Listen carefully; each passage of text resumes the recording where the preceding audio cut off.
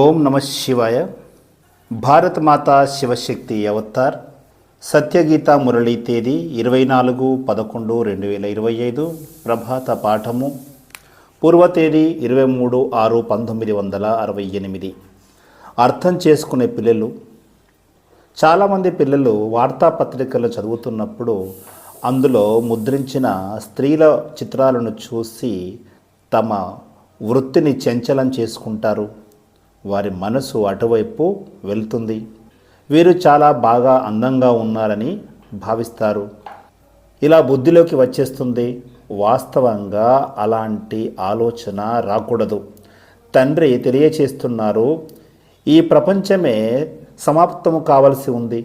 అందువల్ల మీరు ఇప్పుడు అన్నిటినీ మరిచిపోయి నిరంతరము తండ్రిని స్మృతి చేయాలి. ఆత్మీయ తండ్రి ఇక్కడ కూర్చొని తెలియచేస్తున్నారు. వారు ఎవరికి తెలియచేస్తారు? ఎవరికైతే తక్కువగా తెలుస్తుందో వారికే తెలియచేస్తారు. అందరికైతే అర్థం చేయిస్తున్నారు కదా. కొద్దిమంది బాగా అర్థం చేసుకునే వారిగా అవుతారు. పిల్లలకు ఈ విషయం తెలుసు. ఈ బాబా చాలా అద్భుతమైన వారు. మీరు ప్రస్తుతం ఇక్కడ కూర్చున్నప్పుడు కూడా మీ మనస్సులో ఈ విషయము గుర్తుంటుంది. వీరు బేహద్దు యొక్క తండ్రి, వీరే మా టీచర్, వీరే మా శిక్షకులు. సృష్టి చక్రం యొక్క ఆది మధ్య అంతిమ రహస్యాలను అర్థం చేయిస్తారు. విద్యార్థికి ఇవన్నీ కూడా ఆలోచనలు రావాలి. అదేవిధంగా వారితో పాటు వారి వెంటే తిరిగి వెళ్తాము. తండ్రికి ఈ విషయం తెలుసు. ఇది చీచీ ప్రపంచము. పిల్లలను ఇక్కడి నుంచి తీసుకువెళ్ళాలి. ఎక్కడికి? ఇంటికి. ఎట్లయితే కన్యకు వివాహం తర్వాత అత్తవారింటి వాళ్ళు వచ్చి వారింటికి తీసుకువెళ్తారు. మీరు ప్రస్తుతం ఇక్కడే ఉన్నారు. తండ్రి తెలియచేస్తున్నారు, పిల్లలకు ఈ విషయాలు గుర్తుకు వస్తూ ఉంటాయి. వీరే మాకు బేహద్ యొక్క తండ్రి. వీరి ద్వారానే బేహద్ యొక్క శిక్షణ లభిస్తుంది. ఇది చాలా పెద్ద శిక్షణ. బాబా ఎంత ఉన్నతమైన వారో శిక్షణ కూడా అంత ఉన్నతమైంది. రచన యొక్క ఆది మధ్య అంతిమాల రహస్యాలను పిల్లల బుద్ధిలో ఉన్నాయి. అంతేకాకుండా తండ్రి ఈ చీచీ ప్రపంచం నుంచి మమ్మల్ని ఇంటికి తీసుకువెళ్తారు. ఈ విధంగా గుర్తుండడమే మన్మనాభవ. నడుస్తూ తిరుగుతూ కూర్చుంటూ లేస్తూ బుద్ధిలో ఇదే స్మృతి కొనసాగుతూ ఉండాలి. అద్భుతమైన విషయాన్ని ఎప్పటికీ గుర్తుంచుకుంటారు కదా. మీకు తెలుసు, బాగా చదివినట్లయితే తిరిగి మనము విశ్వానికి అధిపతులుగా అవుతాము. ఇది తప్పకుండా మీ బుద్ధిలో ఉండాలి. మొట్టమొదట తండ్రిని గుర్తు చేయాల్సి ఉంటుంది. ఆ తర్వాత టీచర్ లభిస్తారు. పిల్లలకు ఈ విషయం తెలుసు, బేహద్దు ఆత్మీయ తండ్రి వీరు. సహజంగా గుర్తు చేయడానికి తండ్రి మనకు చాలా ఉపాయాలను తెలియచేస్తారు. నిరంతరము స్మృతి చేయండి. ఆ స్మృతి ద్వారానే అర్ధకల్పం నుండి చేసిన వికర్మలన్నీ కూడా తొలగిపోతాయి. పావనంగా అవడానికి మీరు జన్మజన్మలుగా భక్తిని చేశారు. జప తపాలు చాలా క్రియలు చేశారు. దేవాలయాల్లోకి భక్తిని చేయడానికి వెళ్తారు. అర్థం చేసుకుంటారు, ఈ భక్తి పరంపర నుంచి కొనసాగుతూ వస్తుంది. శాస్త్రాలు ఎప్పుడు తయారు చేశారు అంటే దానికి కూడా సమాధానం చెప్తారు. పరంపర నుంచి కొనసాగుతున్నాయి.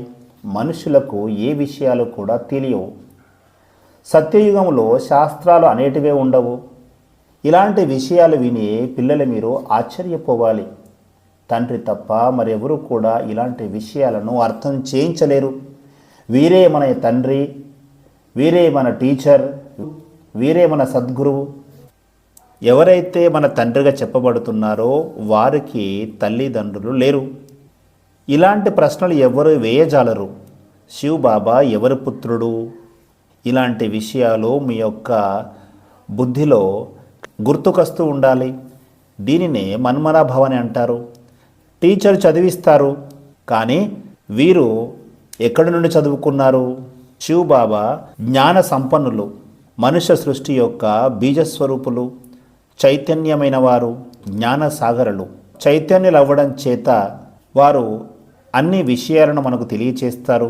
ఈ విధంగా కూడా చెప్తారు, ఆది కాలం నుంచి ఇప్పటి వరకు జరిగిన విషయాలన్నీ కూడా తెలియచేస్తాను. కర్మాతీత అవస్థకు నెంబరి వారిగా అందరూ చేరుకుంటారు. ఈ పాత ప్రపంచము సమాప్తము కావలసి ఉంది. సమాప్తం ఎలా జరుగుతుందో అనేక సార్లు చూశారు, అదేవిధంగా చూస్తారు కూడా. కల్పము క్రింద ఏ విధంగా అయితే చదివారో ఇప్పుడు కూడా అదే విధంగా చదువుతారు. రాజ్య భాగ్యాన్ని తీసుకున్నారు, తిరిగి పోగొట్టుకున్నారు, మళ్ళీ ఇప్పుడు తీసుకుంటున్నారు. తండ్రి మళ్ళీ మనల్ని చదివిస్తున్నారు. ఎంత సహజమైన విషయం ఇది. పిల్లలు మీరు తెలుసుకున్నారు, మేము నిజంగానే విశ్వానికి అధిపతులుగా ఉండేవారిమి. తండ్రి వచ్చి మనకు జ్ఞానాన్ని ఇస్తున్నారు. బాబా మనకు చాలా సలహాలను ఇస్తారు.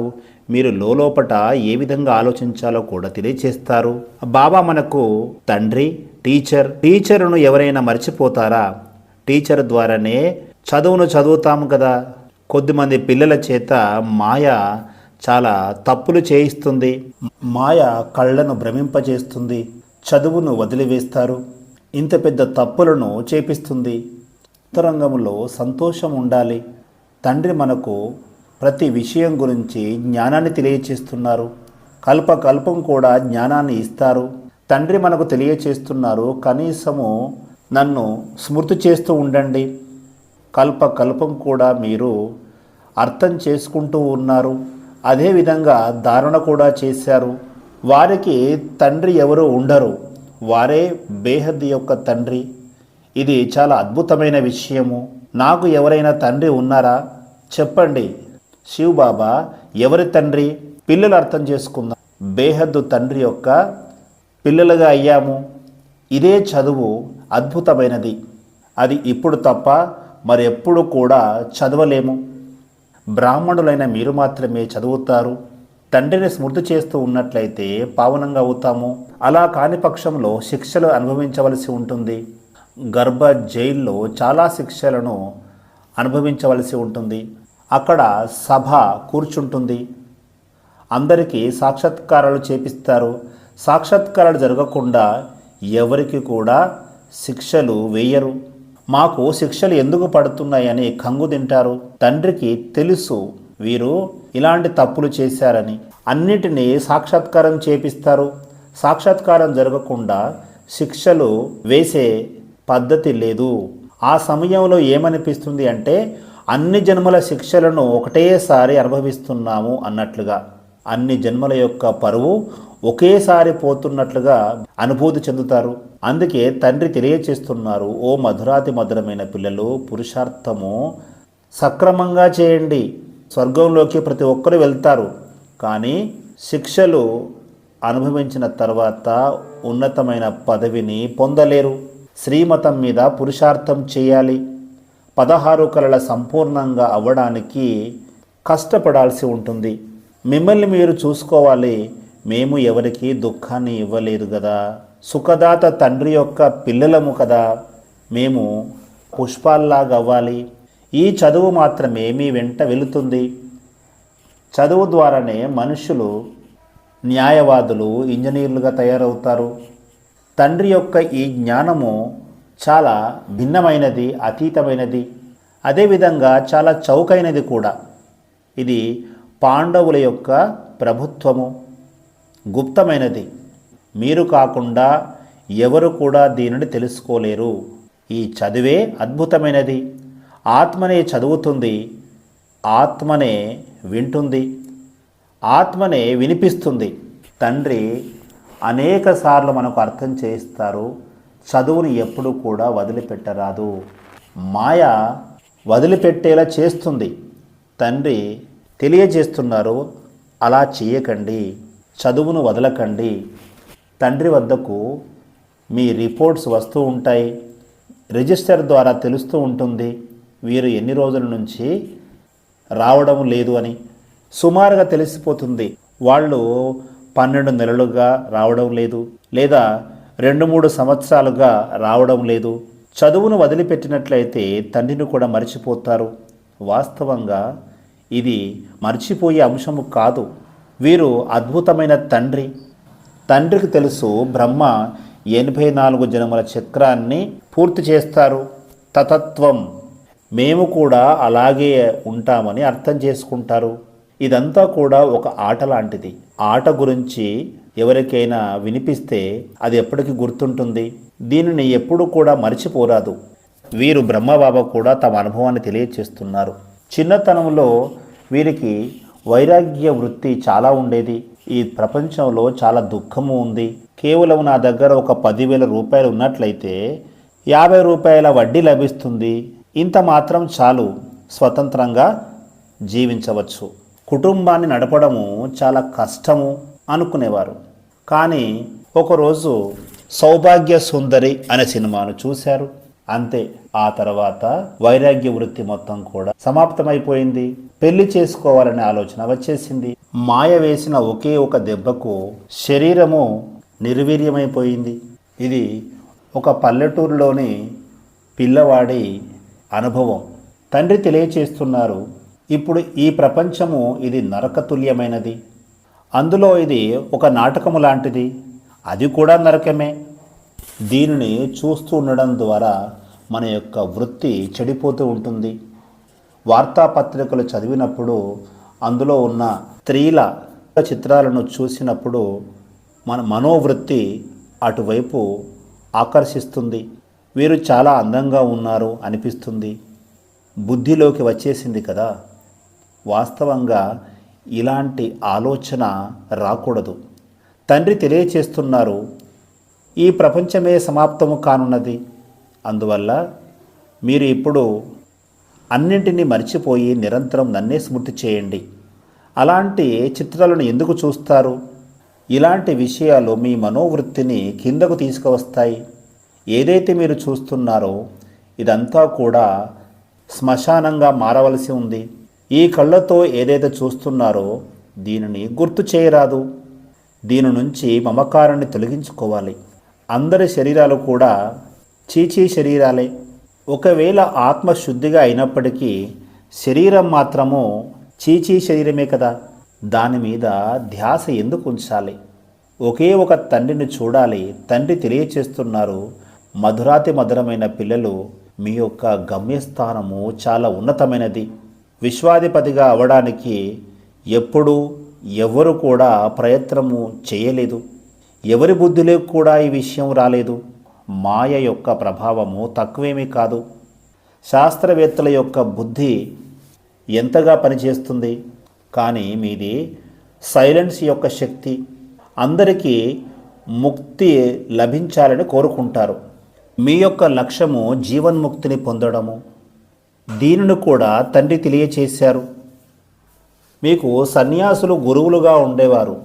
వారెప్పుడూ కూడా ఈ జ్ఞానాన్ని ఇవ్వలేరు. మీకు కూడా తెలుస్తోంది, ఈ జ్ఞానాన్ని వాళ్ళు అర్థం చేయించలేరు. గృహస్థంలో ఉంటూ కూడా పవిత్రంగా ఉండాలి, రాజ్యాధికారాన్ని తీసుకోవాలి, ఇలా వారు చెప్పలేరు.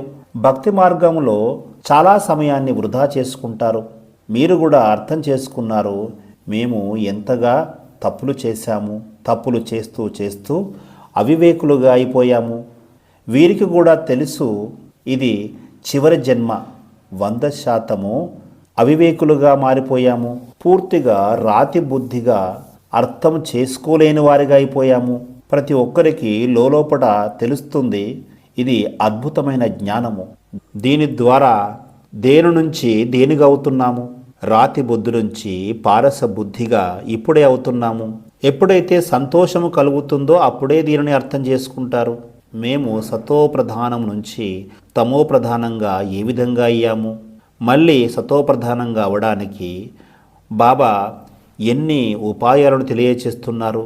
ఇక్కడ కూర్చున్నప్పటికీ బుద్ధి ద్వారా తండ్రిని మాత్రమే గుర్తు చేయాలి.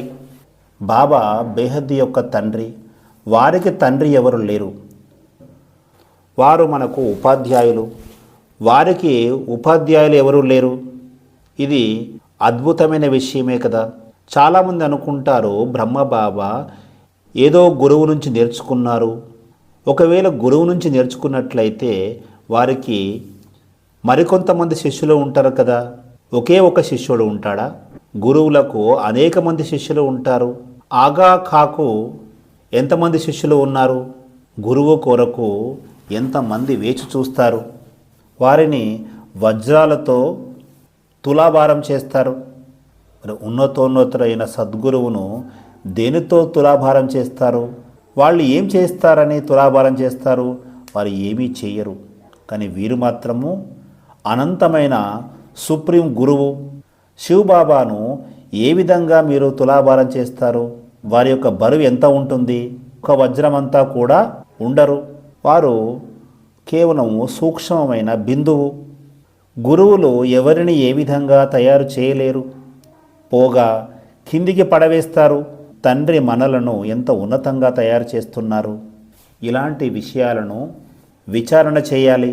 ఇదంతా కూడా చాలా లోతైన విషయాలు. అందరూ నోటి ద్వారా చెప్తూ ఉంటారు, కానీ ఎవరు కూడా దీనిని అర్థం చేసుకోలేరు. వారే తండ్రి, వారే టీచర్, వారే గురువు. వీరు సాధారణ రూపంలో కూర్చున్నారు. ముఖం కూడా చూడగలుగుతాము. పిల్లల మీద ప్రేమ కలుగుతుంది. పిల్లలు లేకుండా స్థాపన ఏ విధంగా జరుగుతుంది? ఎవరైతే ఎక్కువగా సహకారం చేస్తుంటారో తప్పకుండా వారిపైన ప్రేమ ఎక్కువగా ఉంటుంది. ఎవరైనా పిల్లలు ఎక్కువగా సంపాదిస్తే వారి మీద ప్రేమ ఎక్కువగా ఉంటుంది కదా.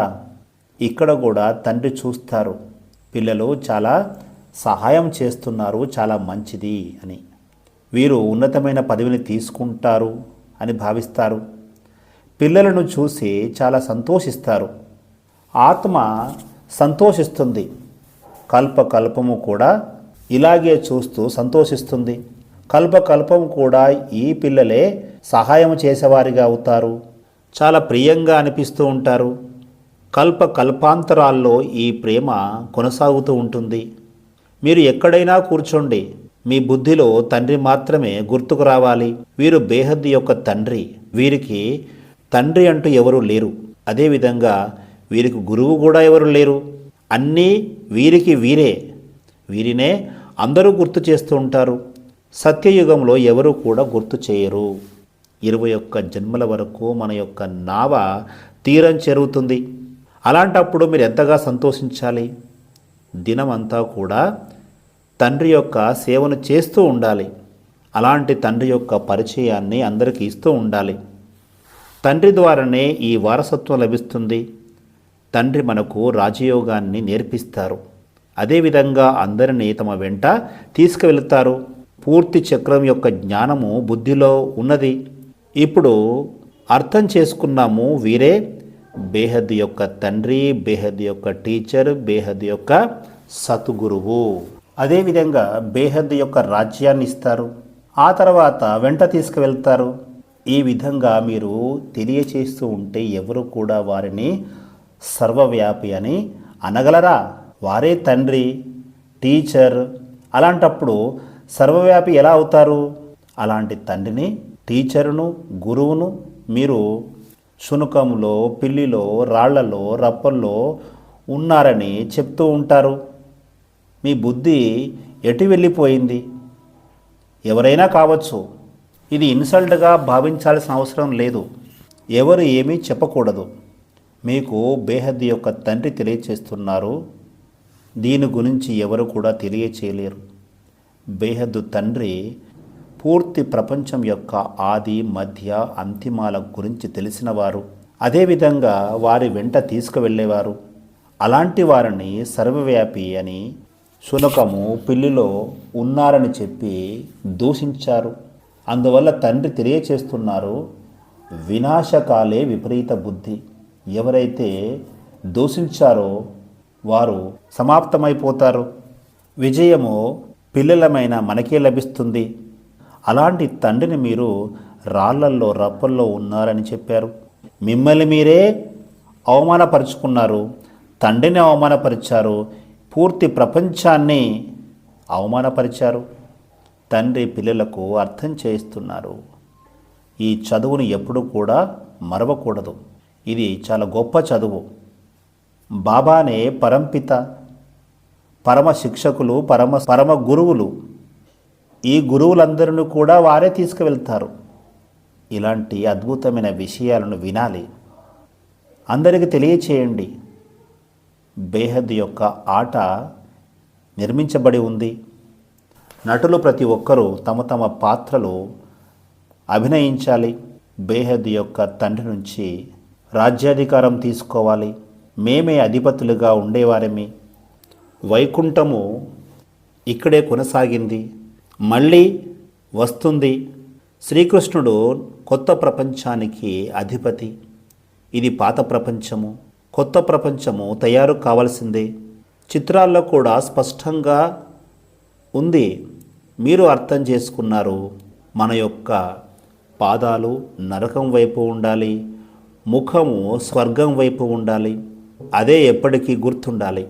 ఈ విధంగా గుర్తు చేస్తూ చేస్తూ అంతిమములో ఉన్నతమైన గతిని పొందుతాము. ఇవన్నీ ఎంత మంచి మాటలు! వీటన్నిటిని కూడా మీరు స్మరణ చేస్తూ ఉండాలి. పిల్లలకు ప్రియ స్మృతులు వరదానము: లగావ్ ముక్తు భవ. కుమారులైనా కుమారులైనా కానీ నా స్వభావము, నా సంస్కారము, నా బుద్ధి ఈ విధంగా విస్తారములో ఆలోచించడము గృహస్థ లక్షణము. నాది నేను అనే దానికి చిహ్నము.